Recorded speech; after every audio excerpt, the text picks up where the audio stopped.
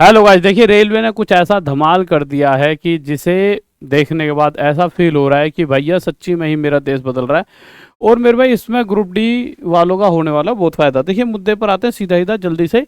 एक नोटिस आया है। नोटिस क्या है देखिए, आपको पता होगा कहीं ना कहीं अभी स्टेशन मास्टर वाली जो वो थी, स्टेशन मास्टर वाली लिस्ट आई थी भाई लेवल 6 की, ये कैंडिडेट्स सेलेक्टेड हैं। उसके बाद जो टोटल स्टूडेंट्स आए 601 के अप्रोक्स थे। तो उन्होंने क्या करा, 601 तो पूरे पहुंचे नहीं थे, 506 कुछ पहुंचे थे।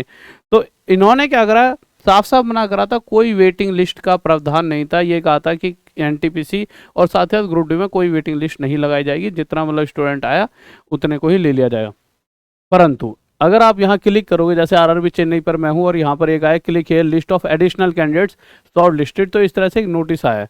और ये नोटिस ग्रुप डी वालों के लिए भी एक अच्छी खबर है। और साथ ही साथ क्यों अच्छी खबर है, देखिए जैसा कि वहाँ पे पहले कहा गया था, आपने एक नोटिस आया था ग्रुप डी वालों के लिए भी कि भाई जितना स्टूडेंट आएगा डीवी में, फर्स्ट डीवी में, उसके हिसाब से ही उतने ही बच्चे ले लिए जाएंगे। कोई एब्सेंट होगा तो फिर उस पर ध्यान नहीं दिया जाएगा। बट यहाँ पर देखिए इन्होंने साफ साफ कहा है कि further to the notice dated 7/9/2022 the following candidates bearing the roll number 15 arrange in ascending order not in order of merit horizontally have been provisionally shortlisted for document verification DV and medical examination down from the merit list in order to full the shortfall in emplacement of candidates for the post of station master in pay level 6 due to absent rejection unfit in A2 medical standard. कि सबसे main चीज क्या है, सबसे नीचे वाली line में ना, और इसमें कुछ भी ऐसा मेन नहीं है।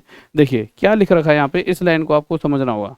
यहाँ पे लिखा हुआ है पोस्ट ऑफ स्टेशन मास्टर इन पहले ड्यू टू एब्सेंट रिजेक्शन। कुछ बच्चों ने क्या करा कि भाई डीवी कराया, डीवी के बाद उनका प्रॉपर होना था, 601 बच्चे लेने थे पर नहीं आ पाए, कुछ एब्सेंट हो गए। अब एब्सेंट किस बेसिस पर होता है बच्चा, उसका कहीं और नंबर आ चुका होता है, कुछ और बेस्ट। भाई तैयारी तो बच्चा सभी चीज़ों ही करता है।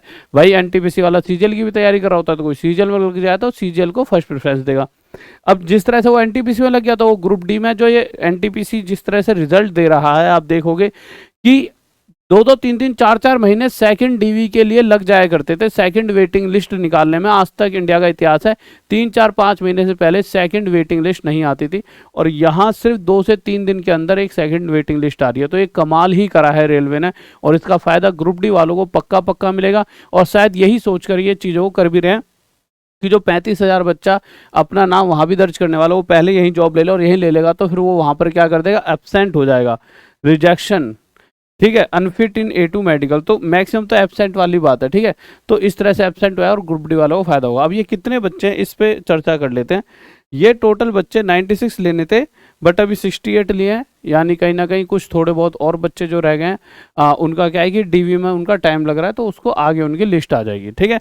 बट मुद्दा ये है कि अगर वेटिंग लिस्ट निकाली गई है तो ये एक अच्छी खबर है ग्रुप डी वालों के लिए भी। नहीं तो इस तरह से लग रहा था कि वेटिंग लिस्ट को नहीं दिया जाएगा, क्योंकि एक पहले कुछ नोटिस आया था, बट शायद इन्होंने चीज़ों में बदलाव कर लिया हो। तो देखिए अपने हिसाब से जो भी करा है, पर अच्छी चीज़ है कि भाई अगर सभी बच्चे नहीं पहुंच पा रहे तो जो बाकी के बच्चे बचे हुए हैं तो उन्हें बुलाकर उन्हें जॉब दी जाए। क्योंकि अगर सीटें मतलब 1 लाख है तो 1 लाख पूरी भरवाई जाए, जिससे कि हर बच्चे को जॉब मिल पाए, कि जो बच्चा लायक है, जिससे कि कट ऑफ भी कम से कम जा सकती है, मतलब कि बहुत कम नंबरों पर भी बच्चा सिलेक्शन ले सकता है अगर ये वेट मतलब इस तरह से चीज़ों को करेंगे। तो कि एनटीपीसी वालों को पहले क्लियर करके, और ये चीज़ तो हर बच्चा भी चाह रहा था और हर टीचर भी, कि इस तरह से चीज़ें होनी चाहिए। पहले एनटीपीसी वालों का हो जाए एक बार पूरा सिस्टम क्लियर, फिर ग्रुप डी वालों का।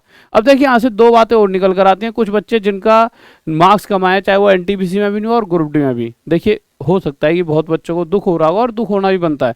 परंतु देखिए हार नहीं माननी, जिस तरह से चीज़ें तेजी से चल रही हैं, और मतलब मुझे ऐसा फील होता है कि बहुत जल्द ही बहुत सारी और वैकेंसी आने वाली हैं, और शायद भगवान ने आपके लिए कुछ और अच्छा सोच रखा हो। हाँ, अभी आप खुशी मनाई कि कुछ हमारे भाई बंधु का सिलेक्शन हो गया है, और हाँ मैं और मेहनत करके फिर से मैं सिलेक्शन लूँगा। इस तरह की एक सोच के साथ और ज़्यादा मेहनत करें कि हाँ शायद मैंने कभी कुछ कमी छोड़ दिया, कुछ ऐसी परिस्थितियाँ बनी जिस वजह से नहीं हो पाया, कुछ ऐसी कंडीशंस बन गई, चाहे फैमिली की कंडीशन या कुछ और कंडीशंस थी। अब मैं और मेहनत करूंगा उन कंडीशंस के होने के बावजूद भी, और मुझे इस बार सिलेक्शन चाहिए। इस तरह की मानसिकता को लेकर चलना है, बजाय टूटना नहीं है। क्योंकि देखिए टूट गया तो वो तो भैया मतलब ये एक जंग है ना भैया, जिसने हार मान ली वो हार गया, फिर तो उसको कभी विजय प्राप्त नहीं हो सकती। अब पुराने राजा महाराजा जो हमारे होते थे भाई साहब, उनको जेल में भी डाल दिया जाता था, तब भी वो हार नहीं मानते थे। वो फिर भी जेलों से बाहर निकल के फिर पूरे साम्राज्य पर अपनी स्थापना करते थे, और अपने आप में तभी तो सम्राट कहलाते थे। तो आप भी सम्राट बन सकते हो अपने फील्ड के, उसके लिए आपको सोचना होगा कि कोई दिक्कत नहीं है। जो हो रहा है, ठीक है, सब कुछ परिस्थितियों के हिसाब से देखिए कभी कभी दिक्कतें बनती हैं, तो मुझे लगता है बहुत से बच्चे दुखी भी होंगे। देखिए सभी पास नहीं हुए एनटीपीसी वाले, ग्रुप डी वाले, बट ये फिर से मौका आने वाला है कुछ ही दिनों में। अब एक चीज़ पर और आते हैं, देखिए आप सभी ने जैसा कि कहा था भाई कि सर आपका चैनल वापस आएगा तो सर हमारा क्या कुछ हमारे लिए डिस्काउंट वगैरह, बहुत सारे बच्चे तो महा बचत, इतनी बचत शायद आज तक मैंने कभी इतना बड़ा डिस्काउंट नहीं दिया। जितना भी जब से मैंने अपना ये टॉप तक चैनल खोला है तब से इतना तगड़ा डिस्काउंट नहीं दिया। जितने भी CGL, GD, CPO, ALP, RPF जितने भी बैच हैं आपको पता है सभी का प्राइस 8,000 होता है, बट हाँ डिस्काउंट के बाद बहुत कम प्राइस में ये आपको मिल रहा होता है। इसी तरह से मैथ्स का बाप कोर्स है वो 7,000 का है, बट डिस्काउंट के बाद फिर भी कम प्राइस में मिलता है।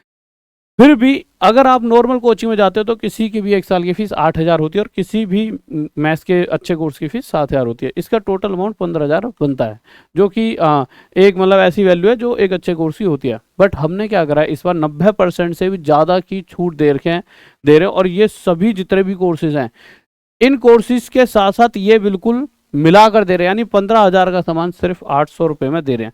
सिर्फ ये 4 से 5 दिन के लिए ही दिया जाएगा। D90 कोड यूज़ करोगे आप, देखिए जैसा कि यहाँ पे लिख रखा है D90, तो 90% तक एक्स्ट्रा आपको डिस्काउंट मिल गया। 90% से ज़्यादा डिस्काउंट दे रहे हैं, पर 90 इसलिए लिखा है क्या 95 वगैरह बच्चा भूल जाता है, तो D90 ये आपको याद रहेगा, है ना।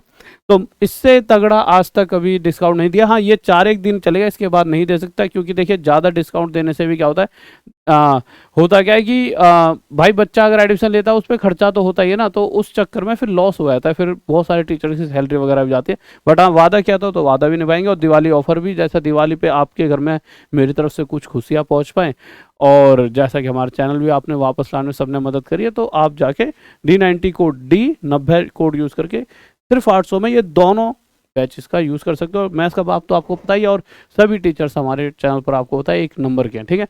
तो जाइए इस बैच में जुड़ जाइए, मतलब ये वाला बैच सीधा इसके साथ ही मिल जाएगा, ठीक है। तो अपने सपने आज ही साकार करें, डाउनलोड करें टॉप तक ऐप, वीडियो को लाइक भी करें और चैनल को सब्सक्राइब कर लिया करो, और वीडियो को शेयर कर दीजिए, जिससे कि उन बच्चों को भी, जिन बच्चों का अभी टेंशन है यार कि यार मेरे 56 बन रहे हैं, पीईटी की तैयारी करूँ या ना करूँ, उनसे कहो अपनी तैयारी करो। जिस तरह से वेटिंग लिस्ट वगैरह लग रही है और एनटीपीसी में क्रीम छट रही है भाई, 35,000 तो यहीं छट जाएंगे, तो कहीं ना कहीं तुम्हारा आ जाए। तो भैया तुम्हारा मकसद है सिर्फ फिजिकल की तैयारी करो, उससे 2 फायदे होंगे, एक फिजिकली फिट रहोगे, और जितना फिट रहोगे उतना ज़्यादा दिमाग चलेगा। और अगर देखिए हारना नहीं है ना, अगर आप आज ही जंग छोड़ दोगे ना तो फिर तो आपको कोई नहीं जिता सकता। आपको जंग में बने रहना है, सबसे मेन चीज़ है। जितने दिन तक जंग में बने रहोगे कभी ना कभी तो जीतोगे। तो अपने दोस्तों को मोटिवेशन भी मिलेगी, और इसलिए वीडियोस को शेयर करते रहा करो। और मैं मोटिवेट भी इसलिए कर रहा हूँ कि आपको, बस मैं चाहता हूँ कि मेरा हर स्टूडेंट आज नहीं तो कल सिलेक्शन ले, ठीक है। तो ओके बाय, लव यू, जय हिंद, जय भारत, सभी को लव यू। वीडियो को लाइक, चैनल को सब्सक्राइब और शेयर कर देना, बाय।